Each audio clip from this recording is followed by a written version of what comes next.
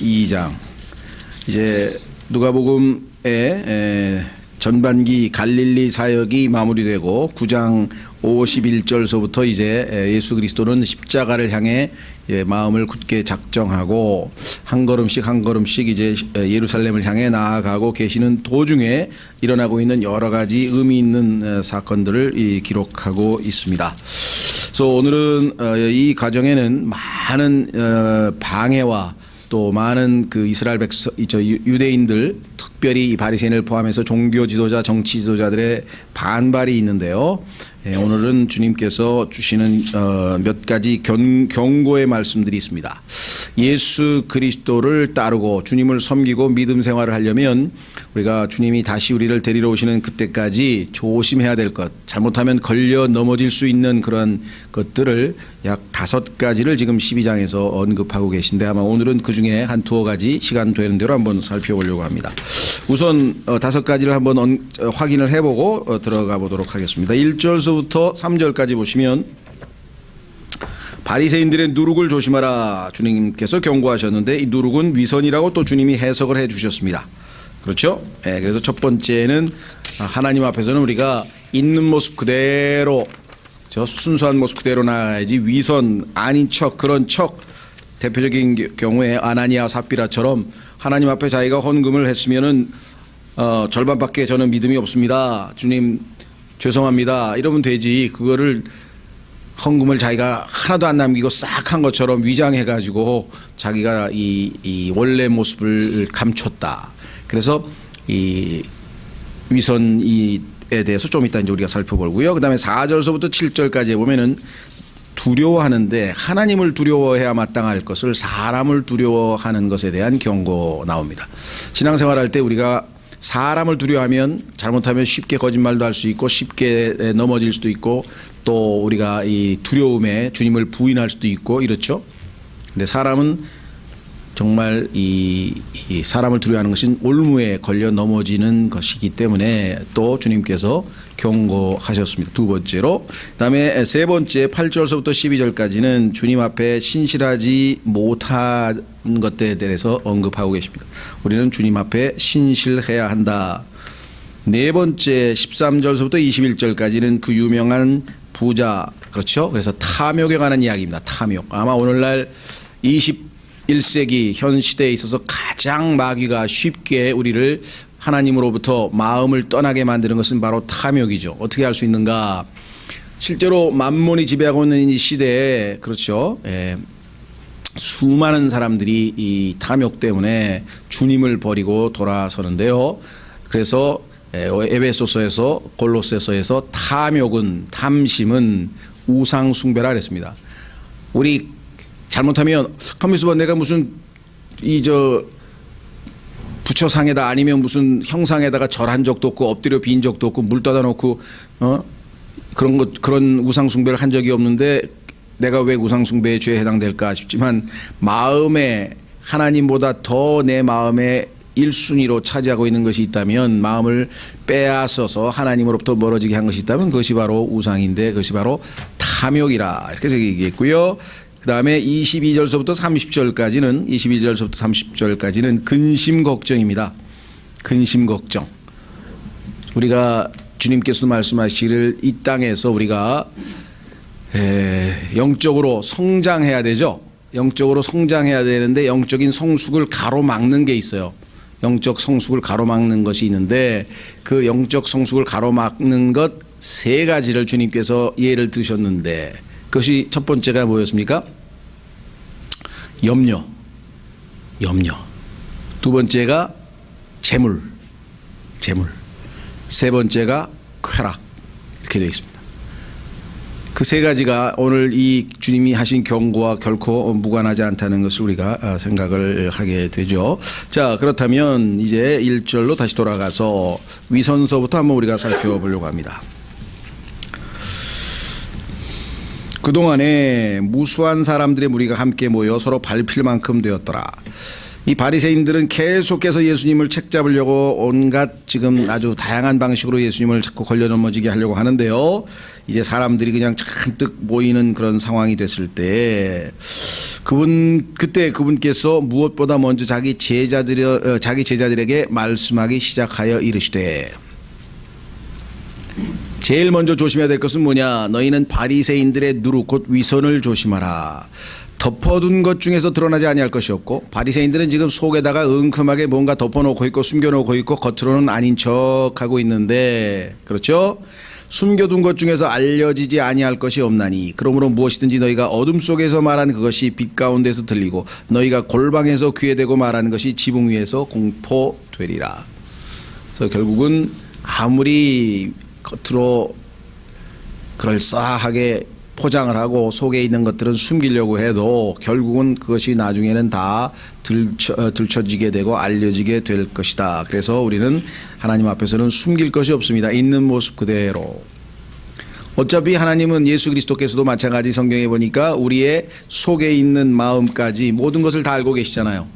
근데 그분 앞에 가서 뭘 숨길 게 있겠습니까? 그렇죠? 예. 자, 우선 성경에 보니까 이 누룩이라고 하는 말이 성경에 보니까 자주 등장하는데,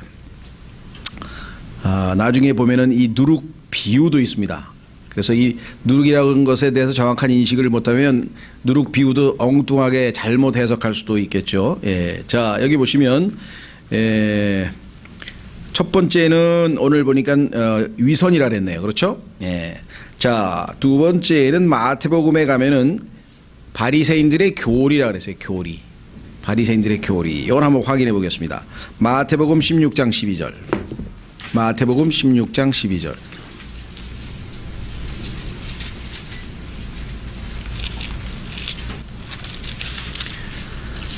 마태복음 16장 12절. 11절서부터 보겠습니다. 마태복음 16장 11절. 내가 빵에 관하여 너희에게 그것을 말하지 아니하고 너희가 바리새인들과 사두개인들의 누룩을 조심하라고 말한 줄을 너희가 어찌 너희가 깨닫지 못하느냐 하시니, 그제야 그들이 그분께서 빵의 누룩이 아니라 바리새인들과 사두개인들의 교리의 누룩을 조심하라고 명하신 줄을 깨달으니라. 여기 나와 있죠? 예. 거짓 교리, 하나님의 교리가 아니라 사람의 전통과 가르침을 교리로 삼는 것, 이것이 이제 가장 두려운, 가장 부정적인, 무서운 이 누룩이죠. 예. 누룩하면은 부패시키는 그런 겁니다. 부패를 시키는 그러한 원인을 제공하는 것이 바로 누룩이죠. 예. 그다음에 이제 우리의 죄악된 행실이라고 고린도전서에 나와 있죠. 그래서 한번 확인해 보겠습니다. 세 가지 성경에서 말씀하고 있는 것. 고린도전서 5장 8절. 고린도전서 5장 8절. 그래서 이 누룩이 들어가면 뭐든지 다 부패하는데, 특히 가로 서말, 다시 말하면 주님의 몸된 교회의 마귀가 이 누룩을 집어넣게 됩니다. 자, 고린도전서 5장. 고린도전서 5장.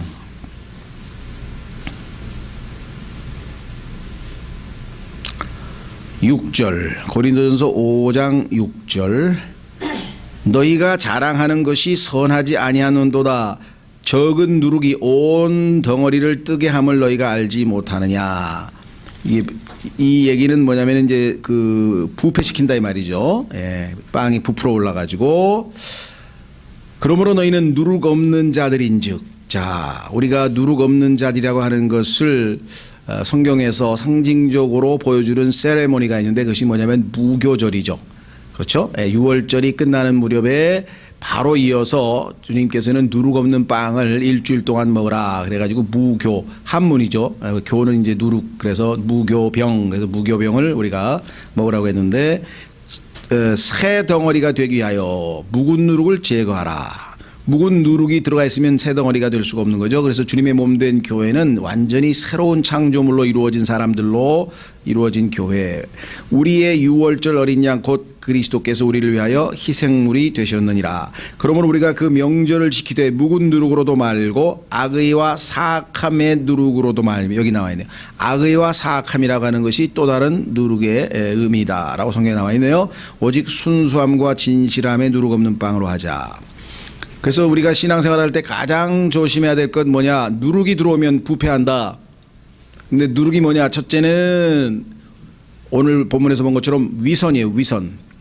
솔직하지 못하고 있는 모습 그대로, 잘못하면 잘못한 대로 있는 모습 그대로 숨기고 아닌 척하고.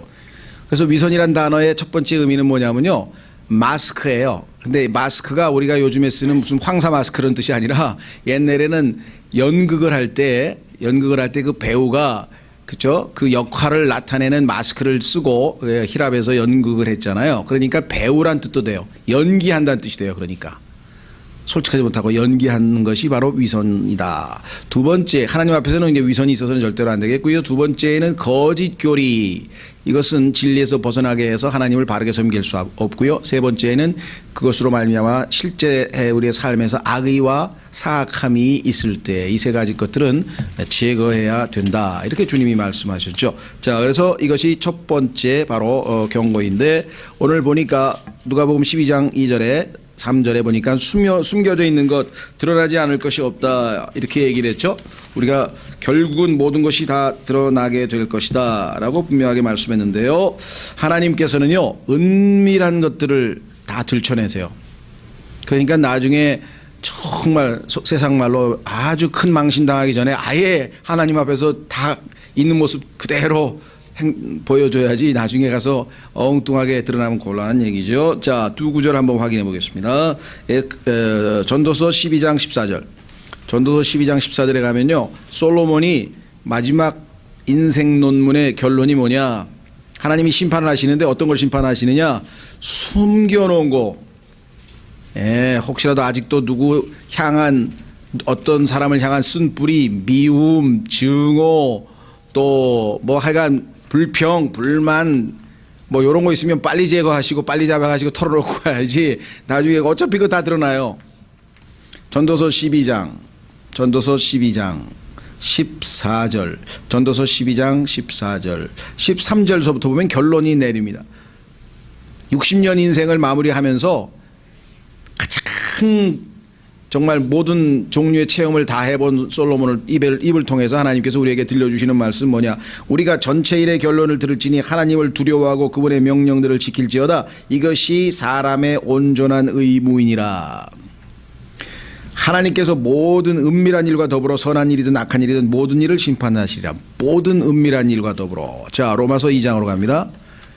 로마서 2장.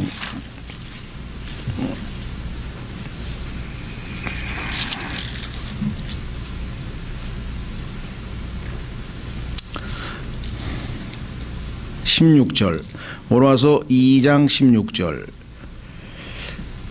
이런 심판은 하나님께서 나의 복음대로 예수 그리스도로 말미암아 사람들의 은밀한 것들을 심판하실 그날에 이루어지리라. 은밀한 것들을 심판하시는 그날에 이루어지리라. 그 얘기를 했죠. 예. 자,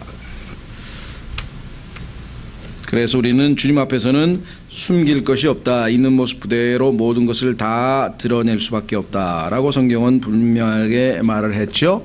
자, 다시 누가복음으로 오시면은요.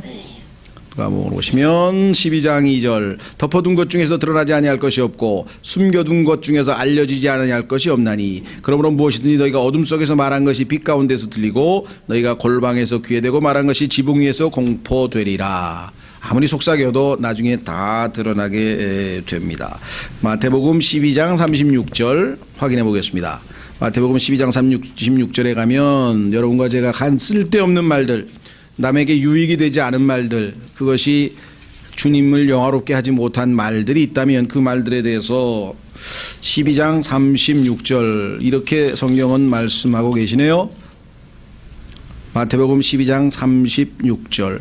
오직 내가 너희에게 이르노니 사람들이 무슨 쓸데없는 말을 하든지 심판날에 그것에 대하여 회개 보고를 하리라. 내 말들로 내가 의롭게 되며 내 말들로 내가 정죄 받으리라 하시니라. 하나님 앞에서는 일단 정직하고 잘못한 것이 있다면 저 빨리 자백하고 바르게 깨끗하게 되고 용서함을 받고 다시 빨리빨리 출발해야지. 그 다 누적시켜 놓으면은 나중에 어차피 다 드러나게 될 것이라고 성경은 분명하게 말씀하고 있습니다. 그렇죠? 예. 4절로 가겠습니다. 4절서부터 7절까지는 아까도 말씀드렸습니다만은 사람에 대한 두려움입니다. 내가 내 친구인 너에게 이르노니, 참 이 말씀이 보통 일이 아니네요. 그렇죠? 네, 예수님께서 이제 친구로 삼으신 그러한 제자들이네요. 몸을 죽이고 그 뒤에는 더 이상 아무것도 하지 못하는 자들을 두려워하지 말고 이 땅에 있는 마귀와 마귀의 수하 권력 모든 그 어떤 세력이라 할지라도 최대한 모든 권력을 다 행사해도 우리의 몸을 죽이는 것 이상으로 할 수는 없습니다. 혼을 손댈 수는 없어요. 왜 그렇습니까? 예수 그리스도의 피로 우리의 혼은 구속받았기 때문에 그 혼은 손댈 수가 없어요.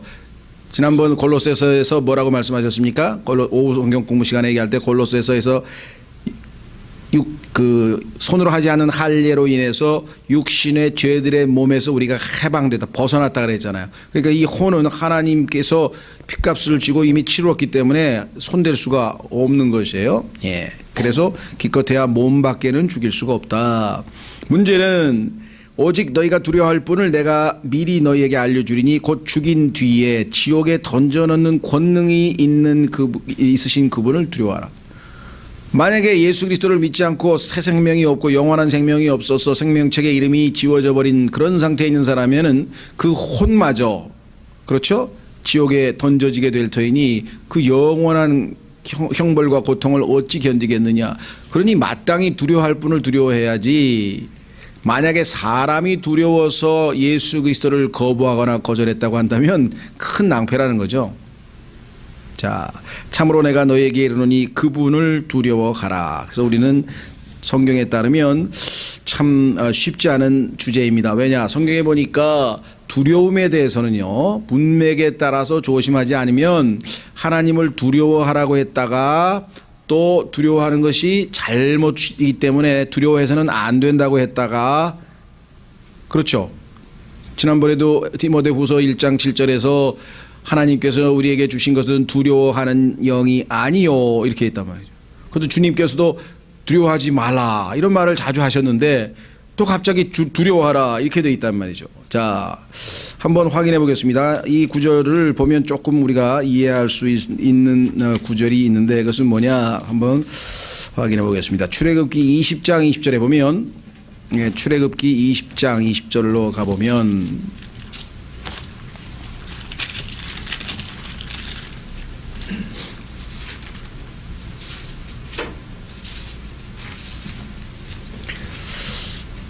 자, 하나님께서 이제 십계명을 선포하셨어요. 십계명을 선포하셨는데 그 십계명을 선포하실 때 어마어마한 그 자연 현상이 초자연적인 현상이 벌어졌어요.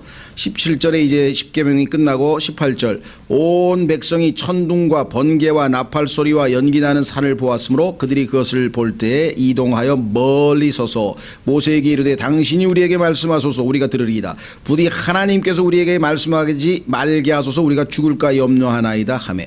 하나님의 말씀이 얼마나 두렵게 선포됐는지 왜 그랬을까요? 사실 하나님께서 이스라엘 백성들에게 이 계명에 대해서 어떻게 할 것이냐고 제안했을 때에는 이스라엘 백성들이 자기 자신을 제대로 안다면 주여 우리가 감히 이것을 어떻게 지킵니까? 우리는 죄인입니다. 이렇게 나왔어야 되는데 자기 의가 가득한 이스라엘은 주십시오. 얼마든지 지키겠습니다. 이렇게 나간 것이죠. 그렇죠.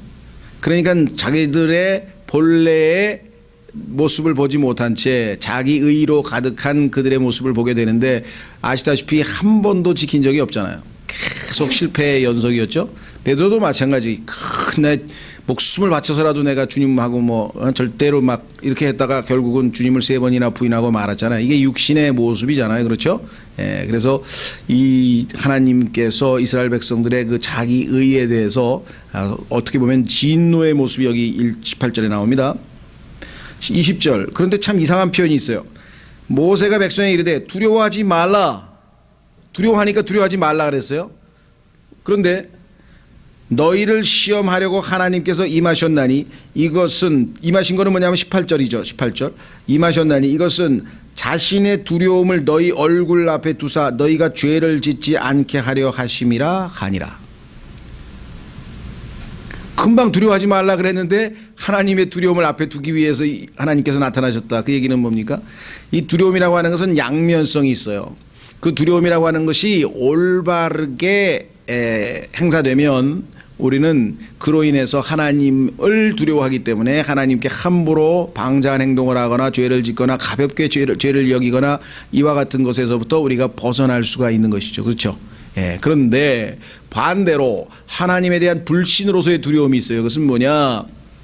하나님께서 예수 그리스도를 통해서 십자가의 구속과 보혈의 그 대가를 치르시면서까지 나를 구속하셔서 하나님의 자녀가 되게 했는데, 그 이후에 내가 생활을 하면서 많은 순간에 하나님 앞에 반역하고도 죄를 지었다.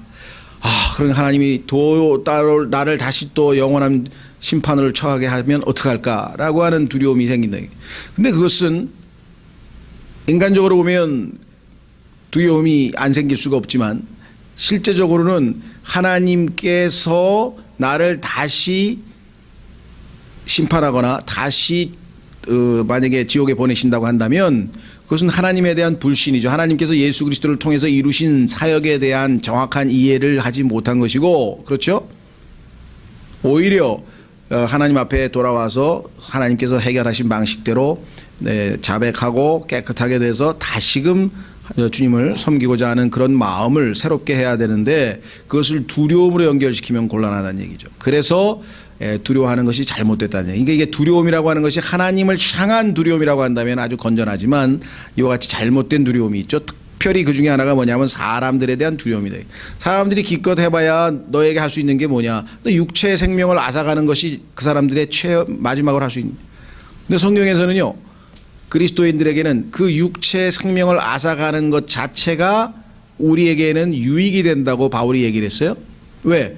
이 땅에서의 많은 고통과 모든 이 괴로운 상황에서 벗어나서 즉시로 주님과 함께 있게 될 것이라고 약속이 돼 있으니까, 우리가 자진해서 우리의 생명을 이렇게 고통스럽다고 자살을 하거나 아니면 자진해서 우리가 스스로를 갖다가 학대해서 그런 식의 죽는 건 아니고, 하나님의 허락하에 예수 그리스도 때문에 순교를 당한다든가 예수 그리스도 때문에 우리가 때로는 목숨을 잃을 경우가 있다라고 한다면 그것은 즉시로 주님과 함께 되는 축복이 되는 것이겠죠. 예. 그래서 정작 두려워해야 될 분은 누구냐? 혼의 생명을 취해서 지옥에 던지실 수 있는 분이 제대로 된 그분을 두려워하는 것이 올바른 두려움이다. 그래서 주를 두려워하는 것이 바로 지혜의 시작이라고 잠언 9장 10절에 시편 111편 10절에 정확하게 나와 있죠. 어느 정도 두려워하느냐? 하나님 앞에, 그 거룩하시고 의로우신 하나님 앞에 내가 죄인이라고 하는 것을 인정할 만큼 하나님 앞에 두려움을 가져. 그렇죠. 그 하나님의 두려움에 대한 인식이 나로 하여금 죄가 얼마나 무서운 것인 것을 깨닫게 하고, 그 죄값을 하나님께서 치르시기 위해서 얼마나 큰 희생을 치르셨는지도 깨닫게 할 수 있는 것이죠. 그렇죠?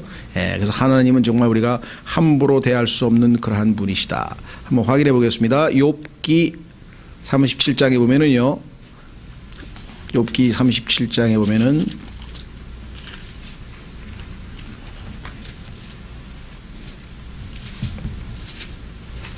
22절, 욥기 37장 22절.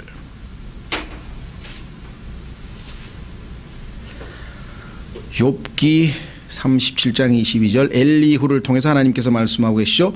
좋은 날씨가 북쪽에서 나오나니 하나님께는 두려운 위엄이 있느니라. 하나님 자체가 가지고 있는 그 두려운 위엄을 인식한다고 하는 것은 하나님의 거룩하심과 의로우심에 대한 제대로 된 인식인 거죠. 그분이 어떠한 분이심을 알면 감히 그분 앞에 가서 우리가 두려움이 안 생기는 것 자체가 있을 수가 없는 것이겠죠.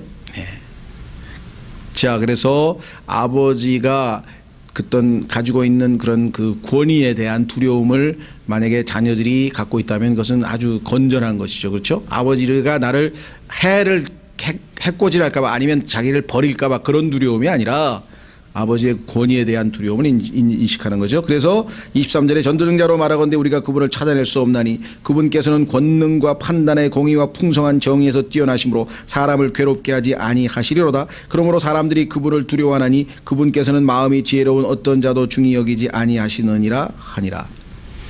자, 신약에서도 바울은 이렇게 얘기합니다. 내가 주님의 두려우심을 알기 때문에 너희에게 그리스도의 심판석을 대비하라고 경고하지 않을 수가 없다.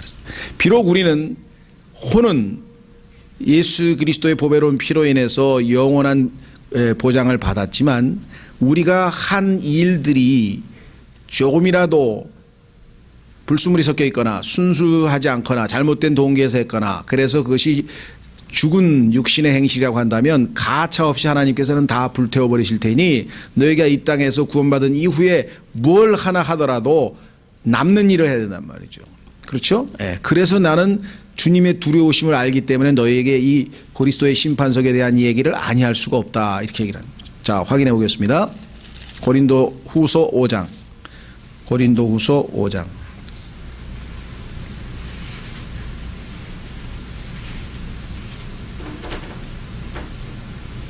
10절. 고린도후서 5장 10절. 우리가 반드시, 자, 여기도 반드시네요. 그렇죠? 성경에 보면은 반드시 거듭나야 되고 반드시 환난을 통해서 하나님의 왕국에 들어가야 되고 반드시 이 머스트라고 하는 게 성경에 보니까 12개인가 나오죠. 우리 그리스도인이 마땅히 반드시 해야 될 필수 과목 12과목이 있는데 자 여기 보니까 우리가 반드시 다 그리스도의 심판석 앞에 나타나리니 must 이로써 각 사람이 좋은 것이든 나쁜 것이든 자기가 행한 것에 따라 자기 몸 안에 이루어진 것들을 받으리라. 좋은 것은 주님께서 나를 통해서 행하신 일들은 좋은 것이고요. 나쁜 것은 겉보기에 좋은 것 같아도 내가 주인공이 돼서 행한 육신의 죽은 행실들을 이야기하는 것이고요. 11절 그런즉 우리가 주의 두려움을 알미로 Terror of the Lord. 아까 뭐라 했습니까?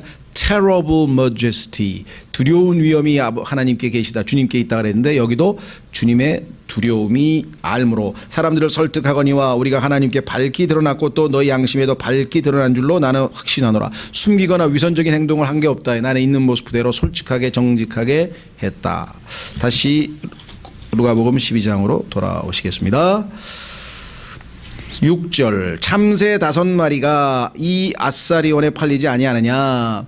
그러나 하나님 앞에서는 그것들 중에 하나도 잊히지 아니하느니라. 오직 아버지께서 너희 머리털까지도 다 세셨나니 그러므로 두려워하지 말라. 너희는 많은 참새보다 귀중하니라. 이게 얼마나 감사합니까? 5절에 보니까 두려워하라 그랬잖아요.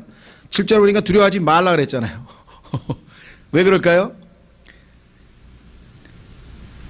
하나님과의 관계가 죄인과 재판장과의 관계에 있는 사람은 그 재판장이 내 혼까지도 지옥불에 던져버릴 수 있으니 두려워하고 빨리 그분을 영접하라는 뜻이고 이미 그분을 주님으로 영접해서 그분과 아버지와 아들과의 관계가 된 사람은 그 어떤 상황에서도 그분을 두려워할 필요가 없다는 얘기를 하고 있는 거예요. 그렇죠. 이것이 여러분과 저의 6절 7절에 하나님이 우리의 그 이와 같은 모든 것을 돌보는 분이라고 한다면 정말 복된 사람이죠. 자, 원래 마태복음에 보면은 참새 한 마리 값이 참새 2마리에 1아사리온입니다. 그러면 4마리여야 2아사리온인데 우리도 1 플러스 1, 뭐 2 플러스 1 그런 거 있잖아요. 그래가지고 성경에도 하나님께서요, 예, 원래는 이 아사리온에 4마리 줘야 되는데 1마리 더 주세요. 여기 써 있잖아요. 예, 제가 이 세상에서 하는 일은 다 성경에 나온다 그랬죠. 예, 참 그런데 놀라운 사실은 그 중에 하나도 잊히지 아니하느니라. 단 하나도 하나님께서. 그래서 어떤 형제가 실제로 그랬다 그래요. 참새 1마리가 떨어지는 것을 보더니 여러분 긴장하십시오. 그러니까 하나님이 이 자리에 계십니다. 지금 참새 1마리가 떨어졌습니다. 성경대로 의하면 지금 하나님이 그걸 허락하셨다 이거예요. 참새 1마리 떨어졌다. 정신 차려. 그 다음에 오직 하나님께서 너희 머리털까지도 다 세셨나니 그러므로 두려워하지 말라. 너희는 많은 참새보다 더 귀중하니라. 그러니 이 모든 것을 알고 있는 하나님 앞에 내가 숨기고 죄인으로 서 있으면 얼마나 불안하고 덜덜 떨리겠냐. 그런데 내가 하나님의 자녀로서 나의 나약함과 나의 모든 것을 다 감안하시는 하나님 앞에 내가 있다면 또 얼마나 편안하겠는가. 두려워할 필요가 없다는 것이 되겠죠. 그래서 예수님께서는 부활 후에 평안하냐고 평강이 너에게 있을지어다. 새로 부활 후에 만난 제자들마다 항상 평강이 너에게 있을지어다 라는 말씀을 하셨죠. 여러분 어떻게 생각하십니까? 성경을 읽는데도 사람마다 좀 특징들이 있는 것 같아요. 감명받는 구절들도 좀 다 다르고요. 기도할 때도 보면은 하나님을 부르는 그런 그 칭호나 이런 것도 다 다른데, 과거에 제가 알고 있는 한 형제님이, 제가 구원받고 얼마 되지도 않았어요. 한 몇 개월도 안 된 것 같은데 예배를 드리는데 찬송시로 이제 하나님께 이제 쭉 하나님을 경배하는 찬송시로 딱 하더니 간증을 짧게 하더라. 그러면서 어젯밤에 저는 한잠도 못 잤습니다. 왜 그러니까 이 성경 구절을 읽다가 안 믿어지더라는 거예요. 정말 하나님은 머리카락 하나까지 다 세냐? 그러면 당시에 60억이 넘었는데 인구가, 그럼 60억에다가 곱하기 한 사람의 머리카락이 몇 개인지 모르지만 그걸 하나도 남김없이 다 센다. 그렇죠. 왜? 하늘에서 내리는 눈송이 하나하나를 다 다르게 만들었고요. 모든 사람의 지문을 다 다르게 만들었고, 그 이유가 하나예요. 하나님이 내가 하나님인 것을 너희가 알게 하려 함이라. 내가 어떤 존재인지를 너희가 제대로 알기만 하면 너와 나와는 얼마나 좋은 관계가 되겠냐. 왜? 너는 나를 마땅히 영광 돌리고 엎드려 경배해야 될 자로 하고 그 순종하는 너를 내가 또 얼마나 어여삐 여기겠느냐. 그 얼마나 서로가 기쁨을 나누겠느냐. 이렇게 되는 것이겠죠. 그런데 계속 기도하다가 믿음이 생겼대요. 분명히 하나님은 다 세실 수 있다. 그래서 그냥 뭐 너무너무 편하더라는 거야. 이제 하나님을 절대적으로 신뢰할 수 있을 것 같아. 그런 간증을 하더라고요. 그래서 그 사람이 시인이에요. 시인. 그래서 역시 시인들은 뭔가 남다른 관찰력이 있는가 보구나. 그런 생각이 들더라고요. 그래서 이 말씀 볼 때마다, 제가 구원받은 지 30년도 넘었는데 81년 그 얘기를 들은 게 4월인가 5월인가 그랬거든요. 아직도 그 생각이 나요. 이 구절을 읽을 때마다 그 형제 이름도 안 잊어먹고, 야, 그때 그 간증은 내가 너무 감동을 받았어. 성경을 읽으면서 그렇게 은혜를 받는구나 한 말씀에. 자, 그래서 우리는 6절 7절에서 모든 것을 주관하시는 하나님께서 우리를 돌보고 계시고 나는 그런 확신 가운데 얼마나 우리가 참 감사한지 모르겠습니다. 그렇죠? 예. 자, 그래서 이제 우리는 8절서부터 12절까지. 자, 또한 내가 너에게 이르노니 누구든지 사람들 앞에서 나를 시인하면 사람의 아들도 하나님의 천사들 앞에서 그를 시인하려니와 사람들 앞에서 나를 부인하는 자는 하나님의 천사들 앞에서 부인을 당하리라. 누구든지 말로 사람의 아들을 대적하면 그는 용서받되 성령님을 대적하여 신성모독하는 자는 용서받지 못하리라. 그들이 너희를 회당과 행정관과 권세 있는 자들에게 끌고 가거든 너희가 어떻게 혹은 무엇을 대답하며 혹은 무엇을 말할까 염려하지 말라. 너희가 마땅히 할 말을 성령님께서 바로 그 시각에 너희에게 가르치시리라 하시니라. 자, 어떤 분들은 가만히 있어봐. 그러면 9절에서 내가 예수 그리스도를 때로는 부끄러워하면서 시인 안 하고 안 믿는 척하면은 다시 지옥에 간다는 뜻인가요? 이렇게 또 생각하시는 분들이 있어요. 8절 9절은 구원과 관련된 얘기를 하고 있는 것이 아니고요. 그렇죠. 이 제 주님을 인정하는, 소위 말하면 우리가 사람들 앞에서 공개적으로 우리의 믿음을 간증하는 거. 예를 들면 성경에도 보면 예수님을 믿고 난 다음에 우리가 공개적으로 예수님을 믿는다고 사람들에게 알리는 방법 중에는 침례도 있고 또 간증도 있고 또 뭐 자기가 복음을 전하는 일도 있고 여러 가지로 사람들이 자기가 예수 그리스도를 믿는 사람이라고 하는 것을 때로는 입으로 시인하고 때로는 우리가 행동으로 보여줄 때가 있는 그러한 것들이죠. 여기서 얘기하는 것이 시인 안 하면, 예수님을 시인 안 하면 그러면 때로는 우리가 부인하면 어떻게 되느냐. 실제로 일제시대 때 그 박해나 고문 때문에 예수 그리스도를 부인한 사람들이 어디 한둘입니까? 그러면 그 사람들이 하나님의 자녀인데 불구하고 예수님을 시인하지 않았다, 그래서 다 지옥에 간다는 뜻이냐? 전혀 그런 뜻이 아니죠. 그러니까 성경에서 어떤 한 구절을 보고 문맥과 상관없이 바로 그냥 교리로 연결하면 안 되는 거죠. 신약에서는 자, 확인해 보겠습니다. 디모데후서 2장에 가면은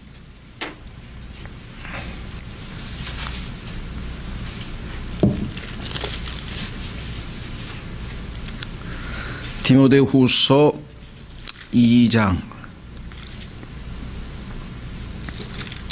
11절, 죄송합니다. 11절부터 그것은 신실한 말이로다. 우리가 그분과 함께 죽었으면 또한 그분과 함께 살리라. 우리가 고난을 당하면 또한 그분과 함께 통치하리라. 우리가 그분을 부인하면 그분도 우리를 부인하시리라. 자, 얼핏 보면은 이게 무슨 소린가 싶죠. 그런다 보세요. 13절.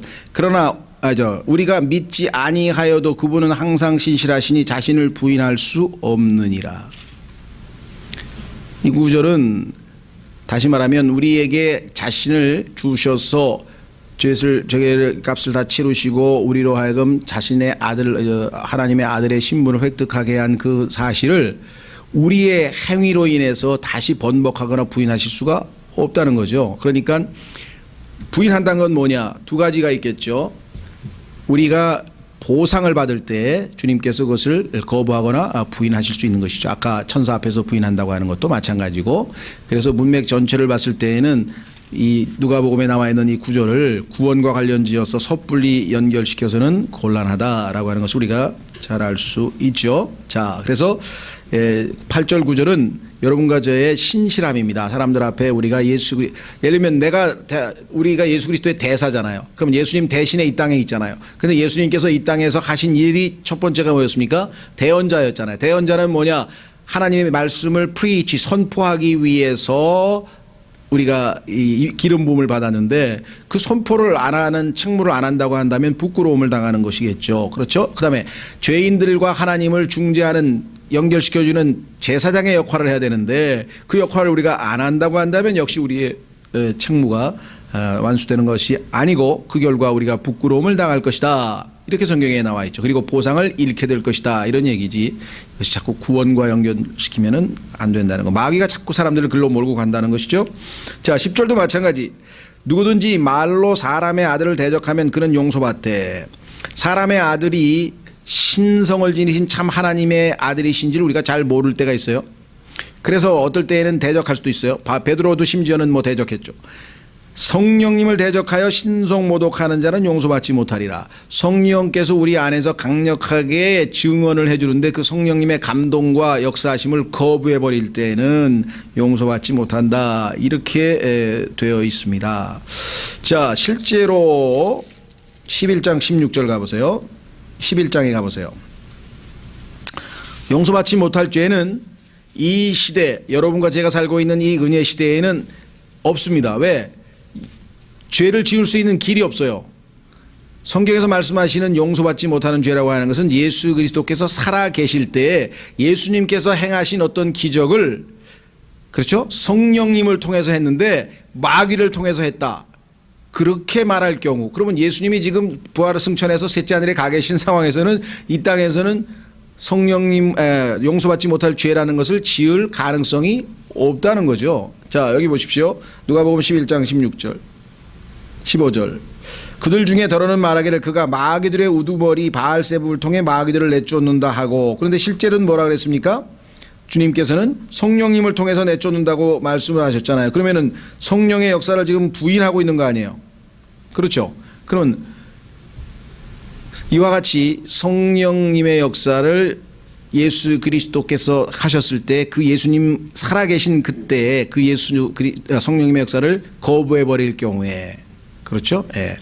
자, 그래서 이것을 우리가 물론 영적으로 적용하게 되면 오늘날에도 성령께서 죄에 대하여, 의에 대하여, 심판에 대해서 책망하시고 예수님을 믿을 수 있는 마음의 감동을 주셨는데 거부해서 예수님을 거부한 사람들도 있죠. 그 불신의 죄, 그것 역시 용서받을 수 없죠. 왜? 믿음만이 용서의 유일한 조건인데 믿음을 거부해버렸으면 당연히 용서받지 못할 죄가 되겠죠. 이런 것들은 우리가 영적으로 적용할 수는 있어요.